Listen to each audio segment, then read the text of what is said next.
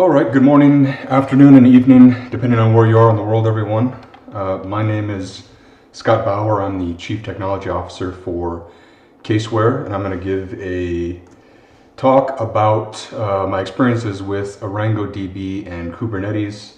I'll talk a little bit about the open source project that I maintain on GitHub relating to the integration, and then I'll talk about the new version that I'm going to be uploading later today after I show it to you here. And then we'll talk about kind of what's next for the open source project itself for integrating Arango Db and Kubernetes together.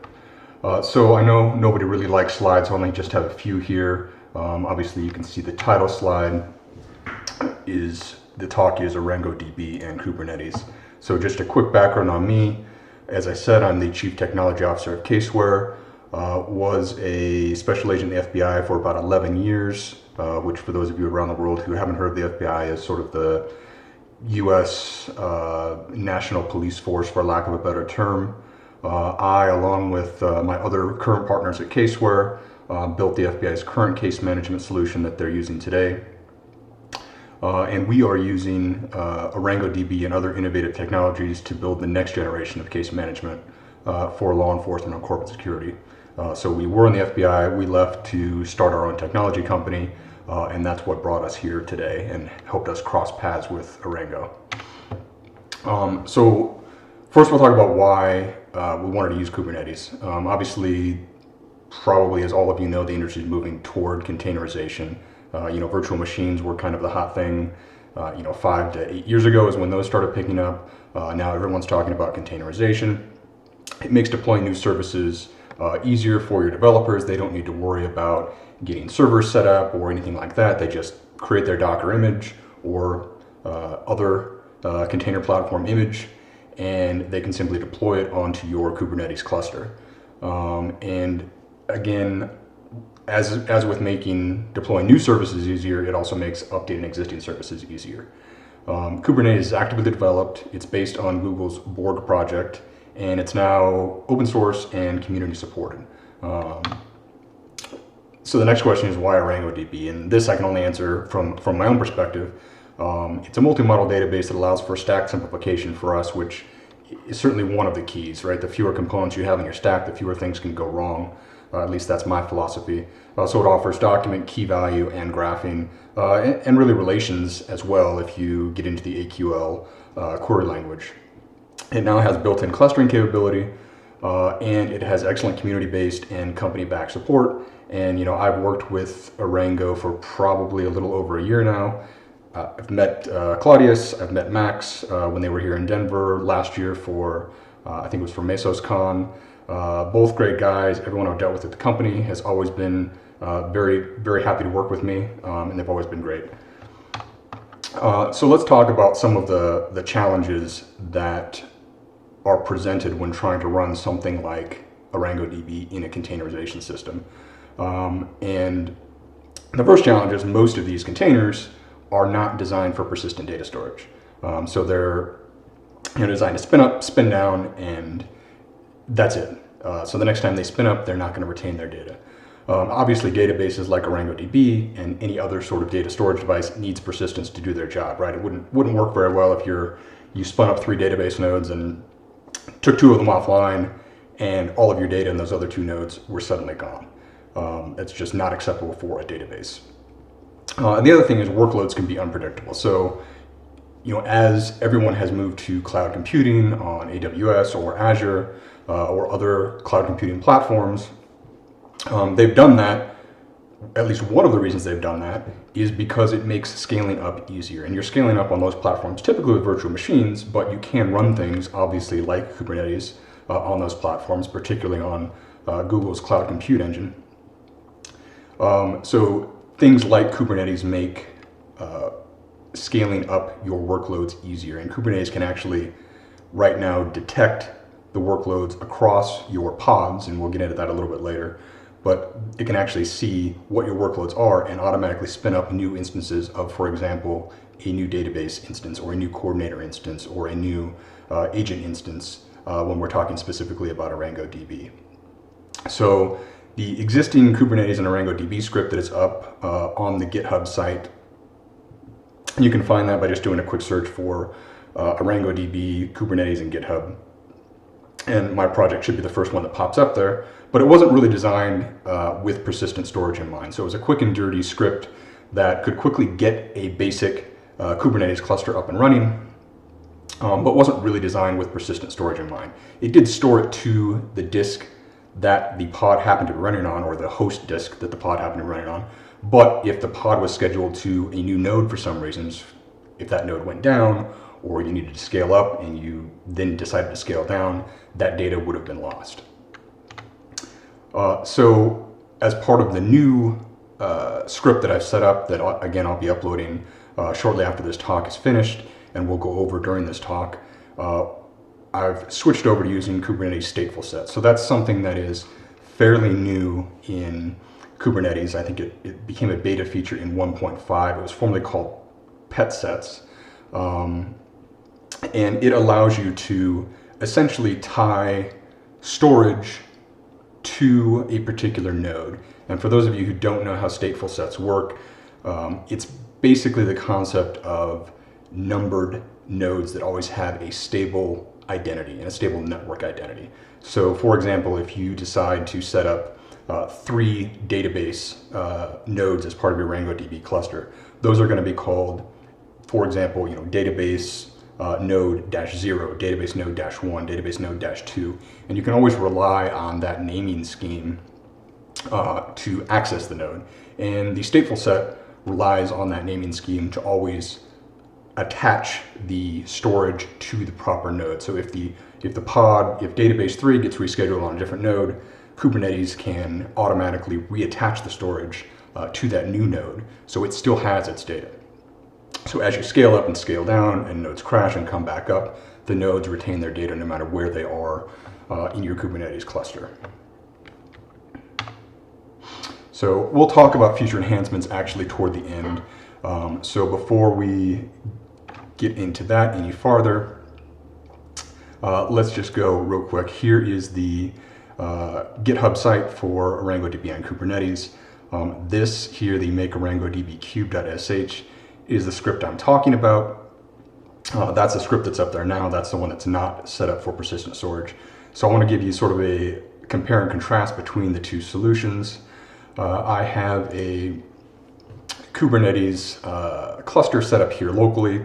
As you can see, it's eight machines, 9 machines, including the master machine, just running in a local virtual environment. And right now I have no pods. I have GlusterFS, which we'll talk about shortly, deployed on here, but nothing associated with Arango DB at the moment. So we'll switch over. We are logged in now to the master on Kubernetes, and you can see I've done a little bit of housekeeping and prep for this demo. So I've downloaded the make Arango DB cube sh. I've run that, and its output is ArangoDB_cluster.yaml. So let's deploy that to our cluster, just like that. Hit enter. And so I just used the defaults when I ran the make Arango DB cube.sh. You can, of course, use their command line parameters. You can control the number of agents that are created, the number of database nodes that are created, and the number of coordinator nodes that are created. And I'm going to leave this script up there for those of you who are using Kubernetes 1.4 and earlier, where the new script may not work for you. So this will remain on the GitHub site, but I'm not going to continue to actively develop it, although certainly if anyone has changes they want to submit via pull request, I'll gladly accept those as well. All right, so we've got that deployed. Let's go and look back at our dashboard. I'm using the standard Kubernetes dashboard just to make it a little easier for the presentation. I know a lot of people like the command line, but I think this is a little more friendly for a live streamed event like this. So let's go look at our pods, and I have all of my Arango DB things running here now. So before we dive into actually seeing what the cluster looks like, let's go back and just take a quick look at what is in this cluster. So you can see it's a standard Kubernetes YAML file that's generated by the script. And the one thing I want to point out that's important, and it's an important difference, is the very first thing, and that's the Arango Db Agent. So those are created and named, as you can tell, individually in the script. This was developed prior to stateful sets being a viable option. So you can see that you have an Arango Db Agent, Arango Db Agent 1, and so on for the 3 different agents. The other thing I'll point out is we have volume mounts that are on the host. So you can see it's an empty directory volume mount that's just going to be stored on the node. So if this pod gets rescheduled on a different node, that data would no longer be available to this particular pod. And that's really all I wanted to point out. The one other thing here you'll see in this in the arguments we're passing to the various components of ArangoDB is we need to tell them what the agency endpoint is. And here we are using the ArangoDB Agent 1. We're actually passing all 3 of them because we explicitly defined each individual one. We're passing each individual one. And as you'll see in the new version of the script that I'll show you next, we rely on the stateful set naming convention to know that there's always going to be an agent 0 because you can't scale down below 1 node, and that node is pretty much always guaranteed to be there. So we can rely on that being there, so we don't need to pass all 3 agents to it. And it also allows us the ability to scale agents as well. So let's switch back here to the dashboard. And I just want to pull up real quickly one of the coordinators so you can see that it actually is in fact running. So it's running on my node called KS1. And let's look and see, we'll just do a quick and dirty, get the port and get into the Arango interface. So I was testing this earlier, that's why it's reconnecting. Different port this time. And you can see now we have our ArangoDB cluster up and running. So we have 2 database servers, 1 coordinator. It doesn't show us the number of agents, but we have 3 agents running. You know, this is a brand new database. We don't have any collections. All we have is a system database.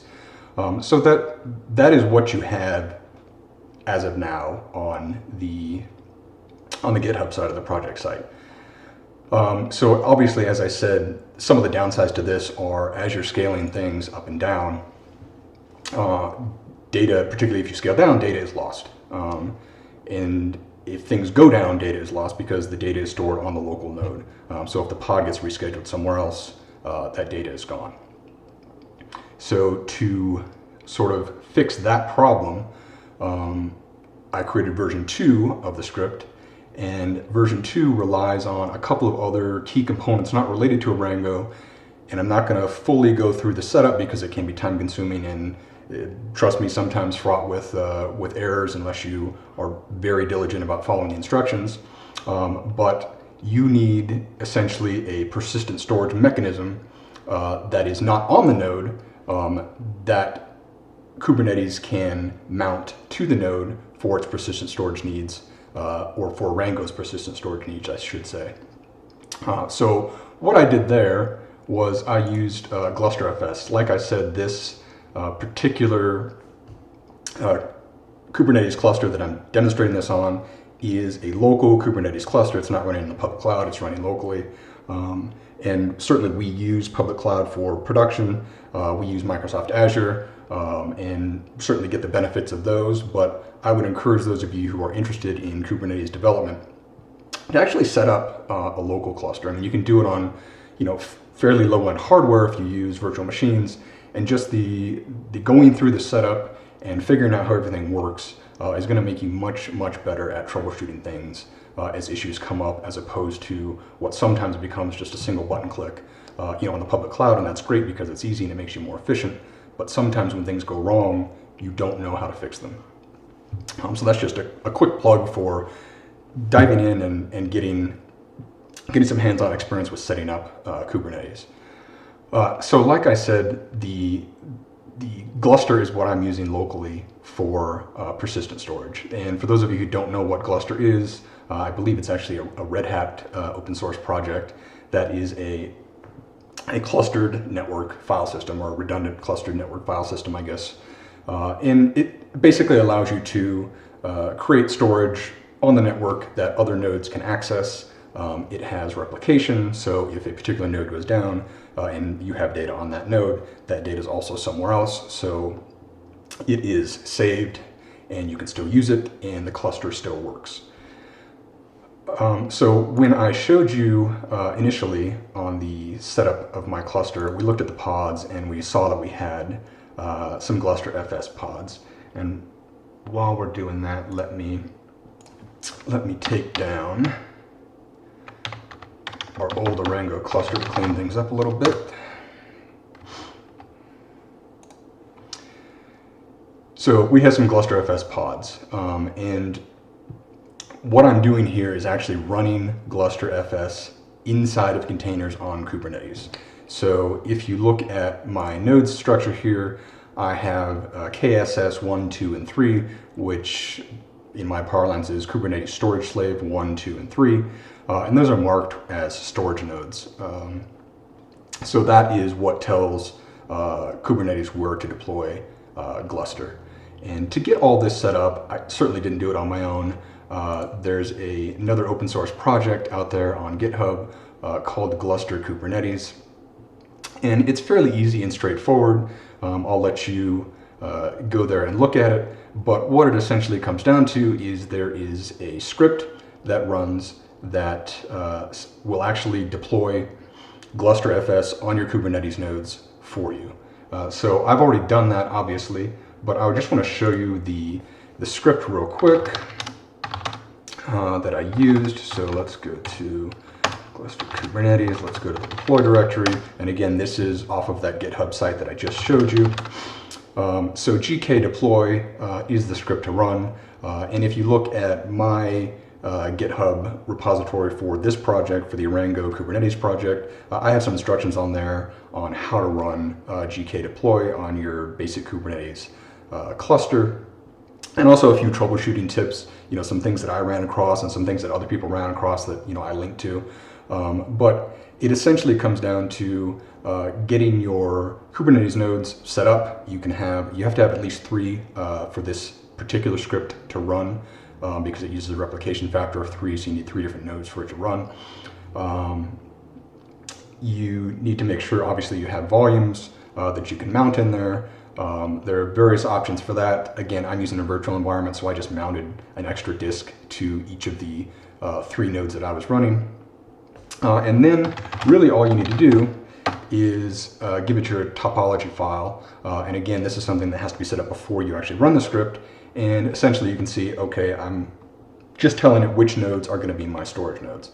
So this is a particular quirk to this script, but you want to make sure that under manage, you refer to a host name, and under storage, you refer to the IP address of the host. I don't know exactly why that is, but it won't work if you use the host name in both places or the IP address in both places.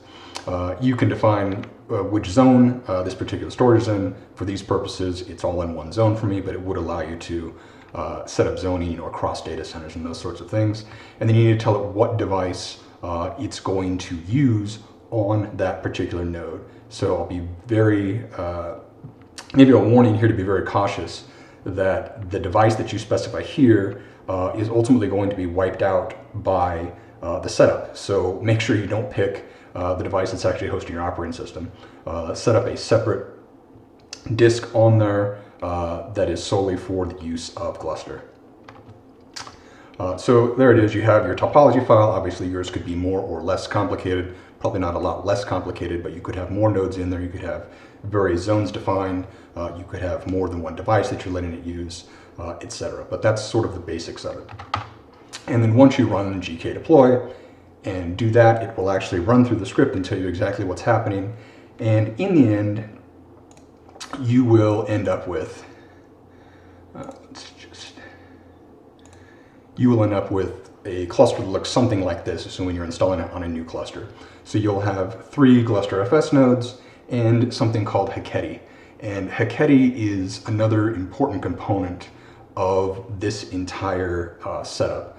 So Heketi is the is a REST-based API that allows Kubernetes to automatically create persistent storage as it's needed. So as we scale up, as we add new database nodes, as we add new agency nodes, as we add new coordinator nodes, it can create and mount storage to those new nodes automatically without you having to intervene as a systems administrator.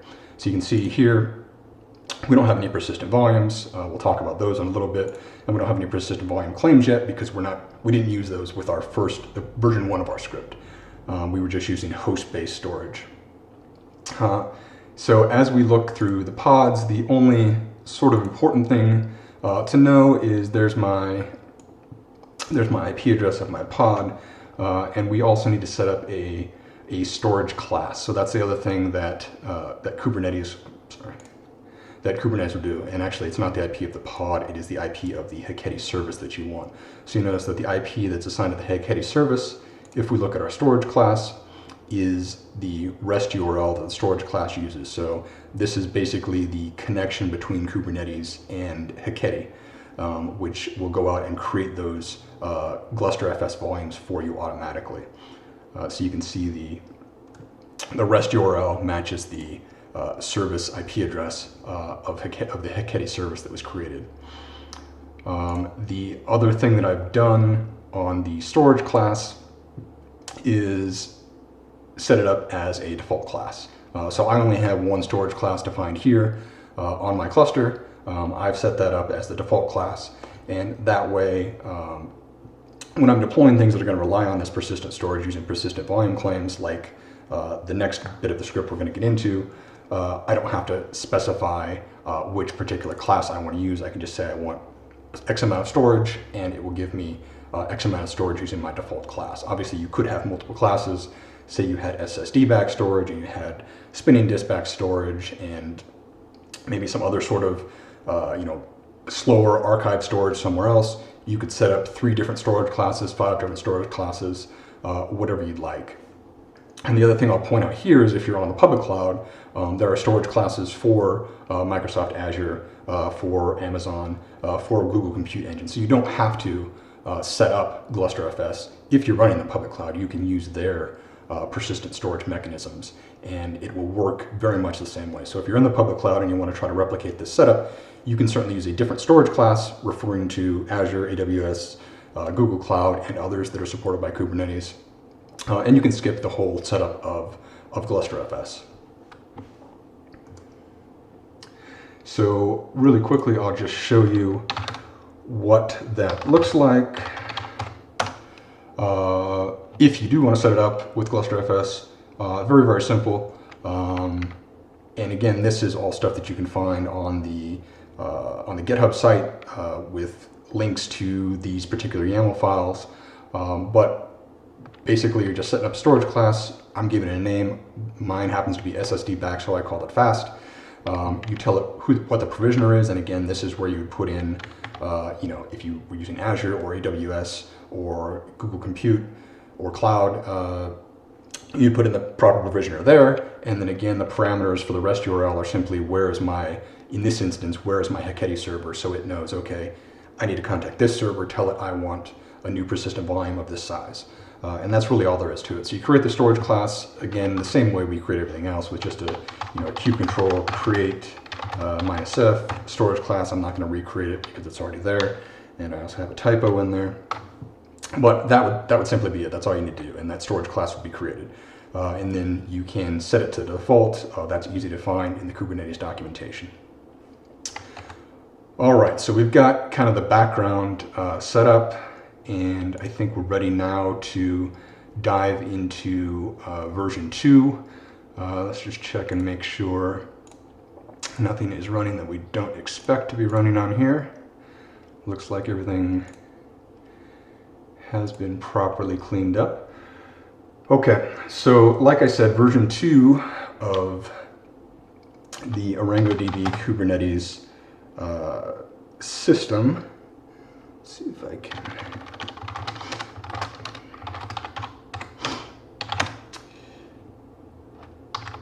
I set this up to use stateful sets with persistent storage. So let's look at this real quick. I know it's not very exciting, and as I said, I'm going to post this, upload this to the GitHub site shortly after this talk is over. But you can see that the difference between this and the one we looked at earlier that was generated by the script, I'm creating just one service for the Arango Db agents, and I'm using a stateful set for the agents. So, it's sort of the standard stuff that you would expect. The service name, refers to the Arango Db service name. Here is where I can say how many agents I want. I can set this to whatever number I like. This particular setup file also uses the latest Arango Db image on Docker, which I'll point out the old one does not, and there are some differences. The old one is 3.1 development branch, and there's some differences in how that one worked, the old Docker, the 3.1 dev Docker image versus the latest Docker image. So the dev one won't work with this new script. So just be aware of that. I don't know if anyone really wants to go back to the older version, but if they did, just be aware that it won't work with this script because of the way that Docker image is set up in terms of where it's looking for things to be passed to it, and environment variable and things like that. It works slightly different, so it won't work with this new script. So some of the other things that are set up here, excuse me, we are passing in some environment variables to the various containers or to the various pods that we're setting up in Kubernetes, so that Arango Db sort of knows about itself, to make it aware of itself. So it needs to know, what its own IP address is. So that's what we're providing there with the first environment variable. And the other thing I'm doing, at least for now, is turning off authorization. I believe that Arango Db now supports authorization in cluster mode. I just have not yet had a chance to set that up and test it. So for now, I know this works. Obviously, if you're running in production, you need to be very careful about firewalling off your cluster so that there can't be unauthorized access, particularly when you have no auth turned on. But even when you have authorization turned on, it's generally a good idea to limit access as much as possible. And then the other thing that I'll point out as we scroll down here is we still have the same sort of volume setup.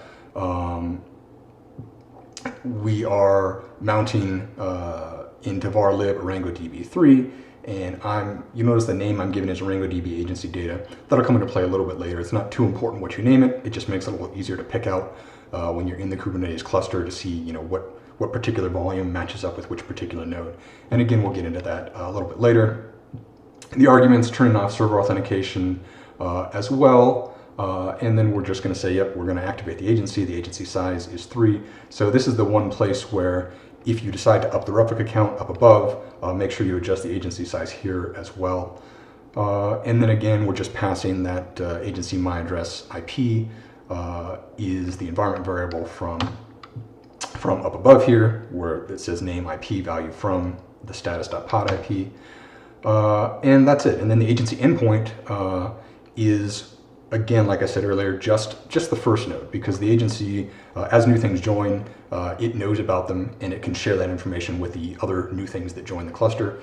So it's not important to have all 3 of them in there, and we can rely, because it's a stateful set, on that name always being present, unless your entire cluster has gone down. And then the other notable change here is this bottom portion of volume claim temps, and I'll scroll down just a little bit in case it gets cut off on anybody's screen. But so this is the sort of the meat and potatoes of how we are getting the persistent volume assigned to Arango Db. And you can see here we're giving it a name, which that name matches the name above on the volume mount, and that's important. You can pick any name you want, but they need to match. In this particular case, we're given an access mode of read write once. There are some instances, none that I'm aware of, with Arango Db, where you might want multiple containers to be able to mount and write to the same drive. You don't want that with Arango. You'll have instant data corruption issues, and generally you don't want that. But there are some limited circumstances where you might change the access mode, generically speaking, in Kubernetes, but not for Arango. And in this case, because it's an agency, I'm just going to ask for a gigabyte of storage. It probably doesn't even need that much, but it does need a little bit of storage to maintain its information. And the storage is important for the agencies and the coordinators.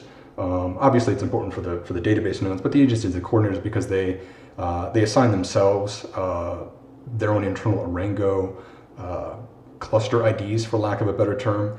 And as you'll see when we actually get to deploying this, as you scale them up and scale them down, if they don't have persistent storage associated with them, they would come up as brand new nodes rather than coming back online as the old node, because they would assign themselves, new cluster IDs, for lack of a better term. So that's our agency section, and then the next we're setting up our coordinator service. Again, very much the same setup as with the agency. You can see here I've set up 2 replicas, and then the labels are not really important, but they're helpful for managing your Kubernetes cluster later on if you decide you want to do an upgrade of all of the coordinator nodes, or you want to scale them down, up or down, or just do queries on them. Labeling things can be helpful, particularly as your Kubernetes cluster grows, to be able to quickly query just the things you want. Again, the same environment variables being passed to this one. We're using the Arango Db latest, of course, so that all the Arango Db versions match. Same volume mount point. And again, we're just passing the first agent as the agency endpoint.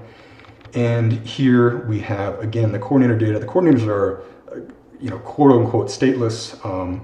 It doesn't really cause a problem to not have persistent storage for them. But again, as I said earlier, it's because of the unique ID. It keeps things a little cleaner from a user interface perspective, and you'll see that shortly. If you do give it just a little bit of persistent storage, again, it probably doesn't need a gigabyte. I would guess much smaller is perfectly fine, but I haven't tested with smaller, so your mileage may vary on that. And then finally, we will set up our Arango Db nodes, and those are the nodes that are actually storing the data for us. Again, very similar setup up above. We have our service. In this case, I'm setting up 3 replicas. We're pulling the latest. Again, set up for no authorization. Here I have 2 volume mounts, one for the data and one for the apps, because Arango Db stores the apps, which I believe are the Fox apps, in a separate directory from the data directory. On the database servers, I've done persistent storage for both, so you don't lose your Fox apps either. Same arguments, same agency cluster, and then again, volume claim templates. We have 2 this time, one for our data and one for our apps, and I assigned a gigabyte to the apps, 10 gigabytes to the data, but obviously you can change that to suit your needs. So we've got that script set up and running. Let's go ahead and create our cluster off of that script and then look and see what the results are.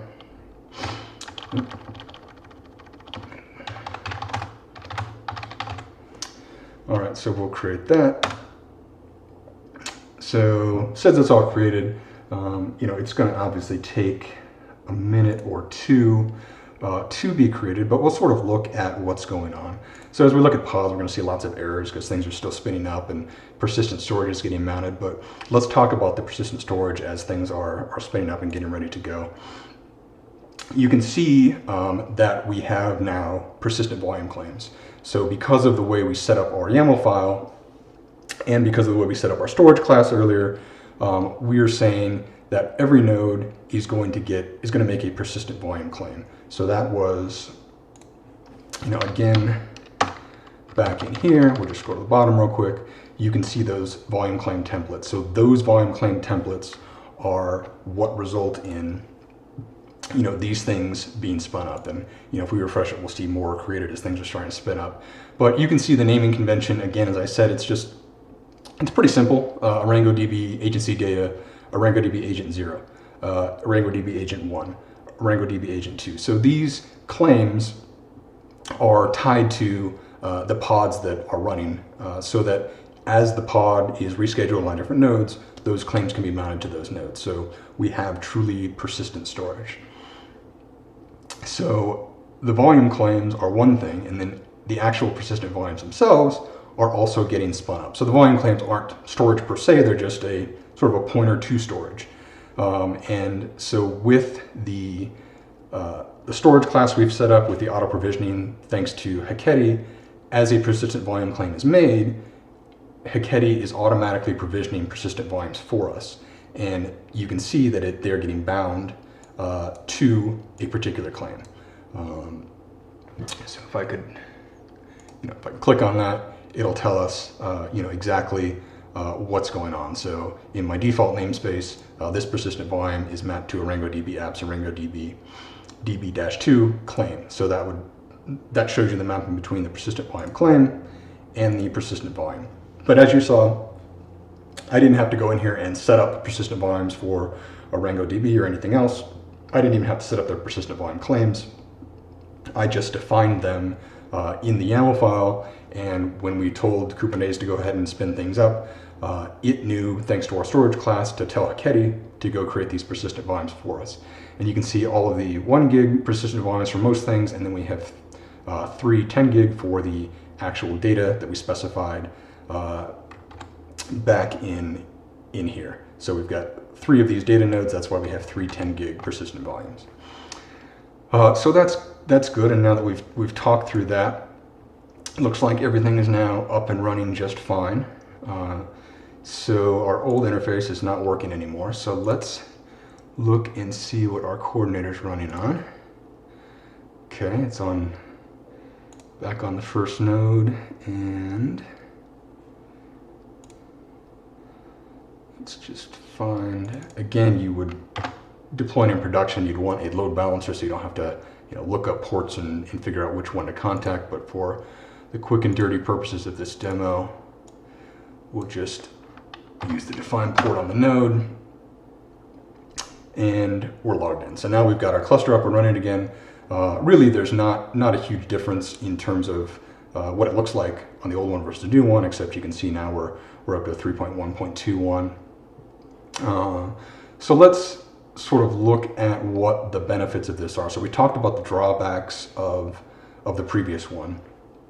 Let's look at the previous setup of the script that's up there on GitHub right now.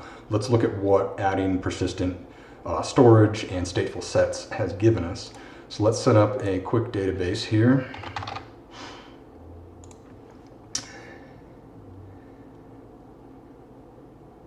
And we've got that set up. Let's switch over to that database.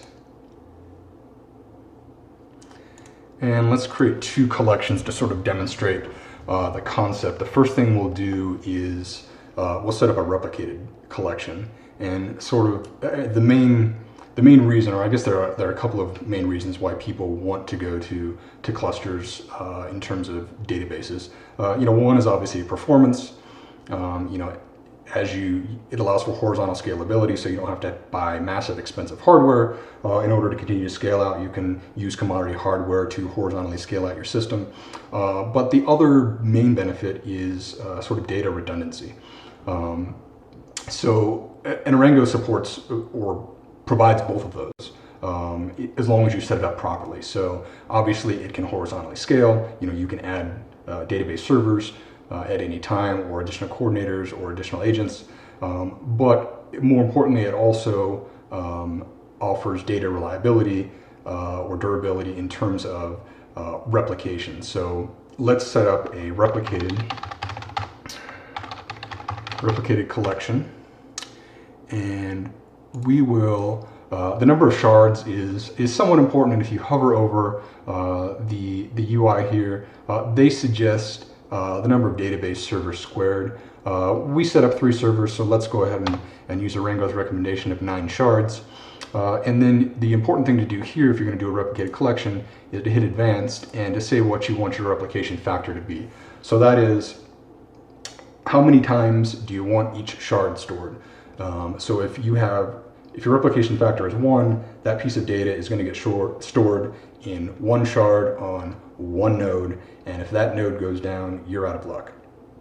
So if you're going to have true durability in terms of, or resiliency, you're going to want a replication factor of at least 2. 3 is probably even better. Obviously, it's a compromise, right? It's the higher the replication factor, the more resilient you're going to be. At a certain point, obviously there's diminishing returns, but you're also going to use up additional storage and memory on the server because you're storing data 2, 3, or even 4 times. Again, I wouldn't probably recommend anything over 3 because you probably really start to see diminishing returns there. But 2 or 3 are probably both good numbers. And as we'll talk about a little bit later, the fact that we're also using clustered storage like GlusterFS, which also offers resiliency, also helps in that regard. So we'll set this one up with a replication factor of 3. And there's my replicated collection. Okay, let's get some quick data in there. So I set this up, just really quick sample data. So we just have 4 documents that we're going to import which just have 4 colors in them. So we have that collection set up. So now let's set up an unreplicated collection. Again, we'll use 9 shards, but in this case, I believe the default is 1, but just to be certain, I'm going to say a replication factor of 1. So only store, what I'm saying here is only store this piece of data in one spot. Don't store it in 2 or 3 different places, and if that spot goes down, well, it goes down and I may lose my data. So let's save that. And again, I have some data, really simple document set up here for staging. Import that, and we have 4 different animals. Okay, what are we going to show by setting this up? So the first thing I want to show you is what happens when a node goes down. So let's sort of simulate that by coming over here and picking one of our database nodes, because that's where our data is stored. And let's just go ahead and delete it. Now it's going to be automatically recreated, but obviously that takes a second. So if we come in here, we can see it still has access to all of our documents, although it still has access to all of our documents. But if we look at the unreplicated collection, it's likely not going to be able to pull those up. No, it's pulling up the old ones.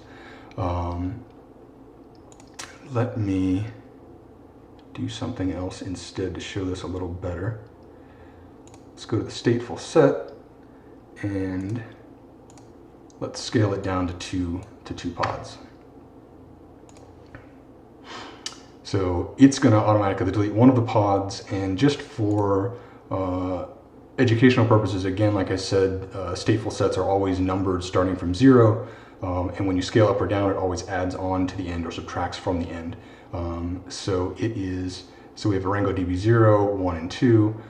It is going to scale that down, and you can see DB2 is now gone. And sometimes I'll apologize. Sometimes the Arango Db web interface gets a little wonky when you take something down, but it does still work in the back end. And it may make a liar of me here.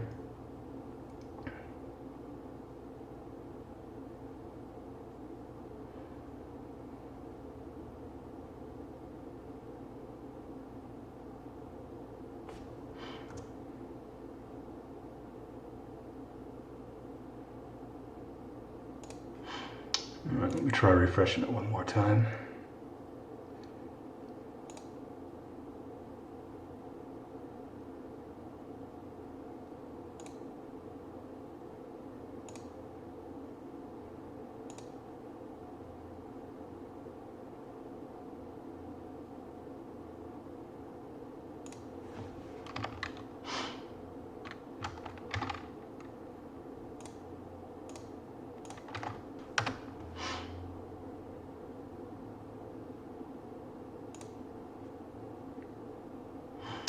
Alright, well apparently we're going to have some technical difficulties.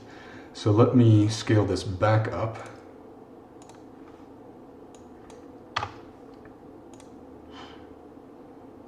You can see we are now at pods 2 out of 3, so it's currently spinning up a new pod. You can see it's being created, and obviously it has the same name, and it's going to, once it's created, give us the exact same network ID.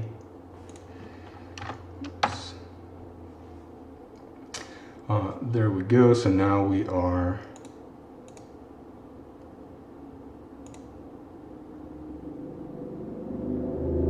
interesting.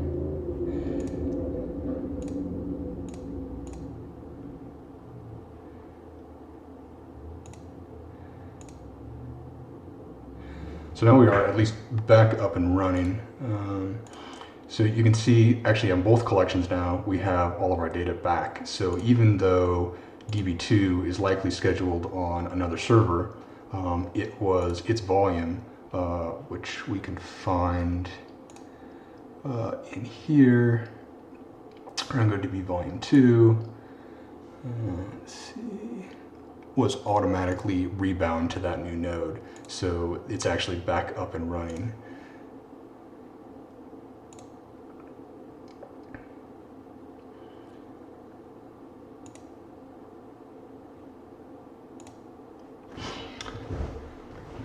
So you can see that that's there, and let me look back to our cluster health.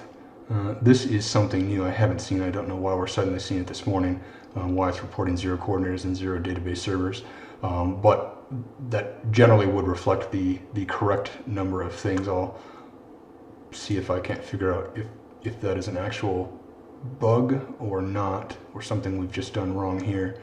But again, it should report 2 coordinators, 3 database servers. So when we went back here and scaled this down by going to our stateful set, which obviously you can also do this at the command line. In fact, I think the ability to scale these has recently been added to the dashboard because this wasn't here before. But we can say, okay, I want to add a 4th database server. Okay, now I'm only running 3 or 4 pods, so I'm going to go back to my pods. And I've got an error, which again, that's the same error that we saw to begin with, because it's requesting a persistent volume claim. Persistent volume takes a second to get created. So we should see in just a minute that error will go away. So you can see we've got a new claim here for Arango Db 3. Again, starting with 0, that's 4 different servers. And we'll have our persistent volume in here, but we should go back to the pod, and there it is. It's up and running again. And again, I'm not sure what quite is going on with the UI, but it would now report 4 of 4 database servers here. So that is sort of where we've left it in terms of this new version of the deployment file. So I'll go back really quickly to this and just talk about sort of what needs to be done for going forward. So what are some of the upcoming development needs of the project, and one is a possible sidecar for Kubernetes. So if our UI was actually working properly, we would see, for example, when we scale down to 2 database servers, this number here would say 2 of 3. So if this was a permanent scale down, everything would still work properly. But if this were a permanent scale down, a lot of people don't want things that don't look right, or things that are incorrect information being reported to them. So there is a way to actually tell Arango DB that this server is now truly offline, but that requires, at this point at least, a call to the Arango DB REST API to actually remove the server. So that's something we would use a sidecar for, that has been used with on other projects for similar things. So sidecar is essentially like another container that runs with the Arango DB container, and basically it can keep track of the true state of the cluster, and it can notify Arango DB like, hey, this node is gone, and it's permanently gone, it's not coming back up, so you should remove it from your server count. The next thing that is useful, and a lot of people want to use Kubernetes for, is going to be horizontal pod auto-scaling with stateful sets. So you have the stateful sets, you can come in here and obviously manually scale up the individual components. But I mean, that's certainly not ideal. That's not very automated. So it would be better if Kubernetes itself could scale these up as needed. And the good news is that it actually can. It's there today. It's just something that I need to add to the project to allow for pod auto scaling. And I think at the moment, Kubernetes only supports it based on CPU utilization. So once it gets above a certain threshold that you can set in your configuration, it will automatically scale up, 1, 2, 3. I think you can pick the number to scale by, new nodes, and it can also auto scale them down. So for the immediate future, the scaling up will probably be in there shortly. The scaling down will require the sidecar to actually properly scale things down so they show up properly in the UI. And then the last thing that I want to do is add support for Arango Db authentication, which I believe Arango Db now supports. I just have not gotten to that point as of yet. So that's something I want to encourage you guys and girls out there who are listening. If you're interested in this, please feel free to contribute. Obviously I have a full-time job already. This is something that interests me and that I use. And if it's something you find useful, as you use it, as you maybe modify it to make things suit your needs, or you find issues with it, things that could be done better, please feel free, or I encourage you to submit a pull request to say, hey, I ran into this issue, I made this change, this fixed it. Please put this up and share it with the rest of the community. And that's really the way that it's going to get better. Because I'm focused obviously on making it work for me, and my setup may be different. It's probably going to be different than your setup. So as we sort of combine the two to get something that works more generically, I think in general we'll have a better quality project out there. So with that, that is the end of my presentation. I know that the Arango team said that they are going to compile any questions that may have come through on the chat. So I'll try to get to those after the fact. But again, I'm on the Arango Slack site. I'm also participate in the Arango Google group. So you can certainly get a hold of me there. You can obviously find me at Kaseware. If you have questions, comments, anything like that. And that is all I have. So I hope that you all enjoyed this and found it useful. And I hope to hear from you with questions and contributions. Thank you very much.